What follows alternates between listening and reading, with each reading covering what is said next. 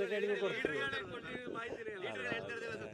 ಅದು ಹೆಂಗಪ್ಪ ಲೀಡ್ರ್ ಯಾರು ಕೊಟ್ಟು ನೋಡ್ರಿ, ಸಿ ಎಮ್ಮು 10 ಸಲ ಹೇಳಾಯ್ತು, ಡಿ ಸಿ ಎಮ್ಮು 10 ಸಲ ಹೇಳಾಯ್ತು, ಹೈಕಮಾಂಡ್ ತೀರ್ಮಾನಕ್ಕೆ ನಾವೆಲ್ಲರೂ ಬದ್ಧ ಅಂತ.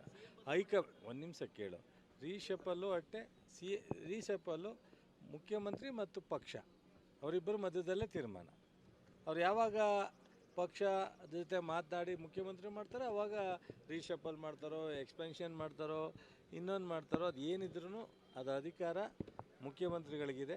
ಮುಖ್ಯಮಂತ್ರಿಗಳು ಪಕ್ಷದ ವರಿಷ್ಠರ ಜೊತೆ ಮಾತನಾಡ್ತಾರೆ.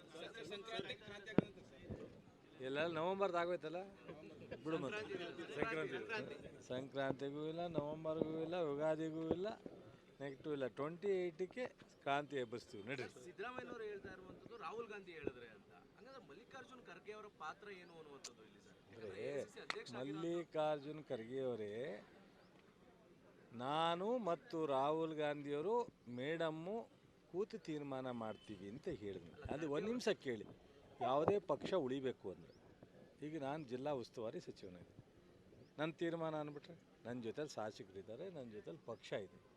ಪಕ್ಷ ಶಾಸಕರು ಜೊತೆನಲ್ಲಿ ನಾನು ತೀರ್ಮಾನ ಮಾಡಿದ್ರೆ ಮಾತ್ರ ಪಕ್ಷ ಉಳಿಯುತ್ತೆ. ಮಲ್ಲಿಕಾರ್ಜುನ್ ಖರ್ಗೆ ಅವರು ಒಬ್ಬರೇ ತೀರ್ಮಾನ ಮಾಡ್ತಾರೆ, ಅದಕ್ಕೋಸ್ಕರ ಅವ್ರು ಹೇಳೋರಷ್ಟೆ. ಅಲ್ಲ ಸಿದ್ದರಾಮಯ್ಯನವರು ಹೇಳ್ತಾ ಇರೋದು ರಾಹುಲ್ ಗಾಂಧಿ ತೀರ್ಮಾನ ಅಲ್ರಿ, ಖರ್ಗೆ ಅವರೇ ಹೇಳಿದ್ರಲ್ರಿ, ನಾನು ಹೈಕಮಾಂಡ್ ಅಂದ್ರೇನು, ನಮ್ಮ ಪಕ್ಷದಲ್ಲಿ ನಂಬರ್ 1 ಮಲ್ಲಿಕಾರ್ಜುನ್ ಖರ್ಗೆ, ಅದಕ್ಕಿಂತ ಚೇರ್ಮನ್ ಆಗಿರೋರು ಮೇಡಮ್ ಇದ್ದಾರೆ, ಜೊತೆಗೆ ರಾಹುಲ್ ಗಾಂಧಿ ಇದ್ದಾರೆ.